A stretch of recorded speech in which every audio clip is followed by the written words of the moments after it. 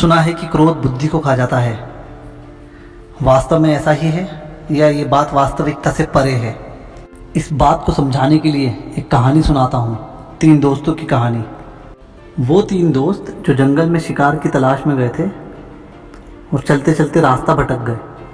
सही रास्ते की खोज में काफ़ी वक्त गुजर चुका था और शाम हो चली थी, तो तीनों दोस्तों ने निर्णय किया कि रात जंगल में ही गुजारी जाए, क्योंकि जंगल काफ़ी घना था और जंगली जानवरों का खतरा वहाँ पर मंडरा रहा था। थोड़े विचार विमर्श के बाद तीनों एक नतीजे पर पहुँचे कि जंगल के अंधेरे और जंगली जानवरों के खतरे को देखते हुए पहले पहर में पहला मित्र जागेगा और बाकी के दोनों मित्र सोएंगे। दूसरे पहर में दूसरा मित्र जागेगा और पहला और तीसरा मित्र सोएगा। तीसरे पहर में तीसरा मित्र जागेगा और पहला और दूसरा मित्र सोएगा। और तीनों इस बात पर राजी हो गए। पहरा देने की बारी पहले मित्र की थी और बाकी के दोनों मित्र सो गए। तो पहले मित्र ने पहरा देना शुरू किया। कुछ समय पश्चात पहले मित्र को कुछ आवाज़ें सुनाई दी। जब आवाज़ों का पीछा करते हुए पहला मित्र आगे की तरफ निकला तो उसने देखा कि एक बहुत बड़ा दानव पेड़ पर से उतरकर पहले मित्र की ओर आ रहा है। दानव ने पहले मित्र को मल्ल युद्ध के लिए ललकारा और चुनौती दी। पहले मित्र ने चुनौती स्वीकार की और दानव के साथ मल्ल युद्ध में उतर गए। युद्ध के दौरान दानव जितना ज़्यादा चिल्लाता, पहला मित्र उतना ज़्यादा क्रोध से चिल्लाता, और जितना ज़्यादा पहला मित्र क्रोधित होता, दानव उतना ज़्यादा शक्तिशाली होता जाता था। बस फिर क्या था, दानव जितना ज़्यादा शक्तिशाली होता जाता, मित्र उतना ज़्यादा क्रोधित होते जाते और उससे धीरे धीरे मल्ल युद्ध में हारना शुरू हो गए। दानव ने पहले मित्र को बहुत बुरी तरह से जख्मी और घायल कर दिया। युद्ध के अंत में पहला मित्र मूर्छित हो गया और पहला पहर भी टल चुका था। अब पहरा देने की बारी दूसरे मित्र की थी। पहले मित्र को मूर्छित अवस्था में देखकर दूसरे मित्र को लगा कि शायद ही सो गया है, क्योंकि बारी मेरी है पहरा देने की। परंतु वही हुआ, दूसरे मित्र ने भी वही आवाज़ें सुनी, उन्हीं आवाज़ों को फॉलो किया और उधर जाकर देखा तो दानव खड़ा था। दानव ने दूसरे मित्र को भी युद्ध के लिए ललकारा और दोनों के बीच मल्ल युद्ध शुरू हो गया। दानव ने वही स्ट्रेटेजी फॉलो की, दूसरे मित्र को भी क्रोधित करना शुरू कर दिया, और जितना ज़्यादा दूसरा मित्र क्रोधित होता जाता, दानव का आकार और बल उतना बढ़ता चला जाता। दानव उतना ज़्यादा शक्तिशाली और बड़ा होता जाता था।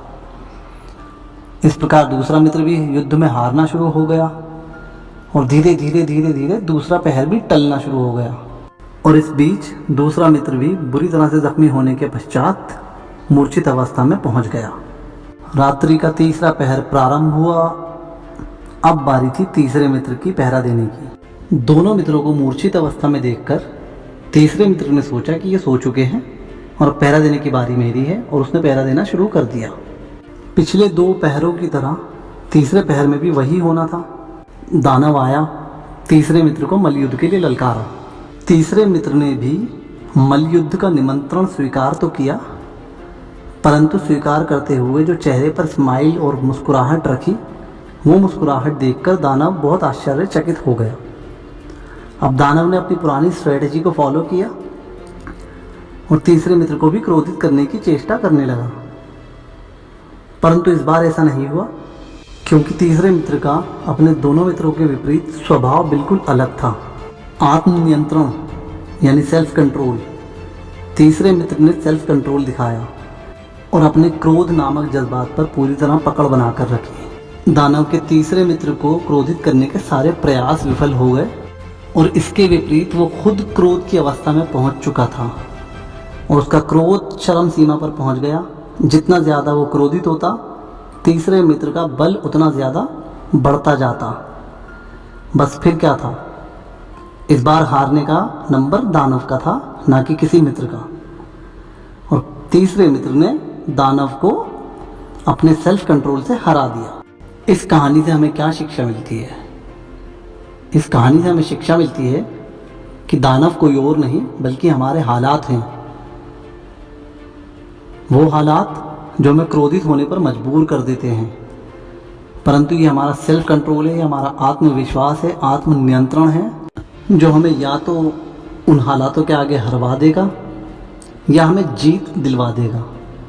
अगर हम खुद पर कंट्रोल करके रखते हैं, खुद के जज्बातों को कंट्रोल करके रखते हैं, क्योंकि क्रोध भी एक तरह का जज्बात है।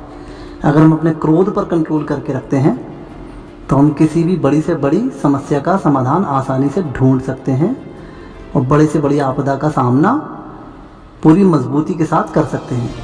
क्रोध से ना कोई जंग जीती जा सकती है, ना किसी समस्या का समाधान किया जा सकता है, बल्कि क्रोध चीज़ों को और उलझा देता है, समस्याओं को और बड़ा बना देता है। जितना ज़्यादा आप क्रोधित होते हो, आपकी समस्या उतनी बड़ी हो जाती है और विकराल रूप ले लेती है।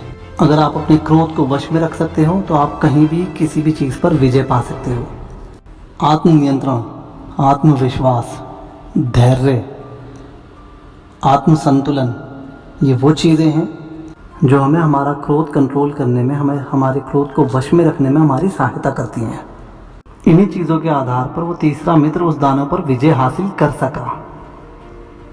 कोई बता सकता है मुझे इन तीनों मित्रों के नाम? अगर कभी किसी ने कहानी पहले सुनी हो तो ये तीनों मित्र कौन थे? इन तीनों मित्रों के नाम नीचे कमेंट सेक्शन में आप मुझे लिखकर भेज सकते हैं। हंसते रहो, मुस्कुराते रहो और इसी प्रकार अपना जीवन यापन करो। Thank you for watching this video.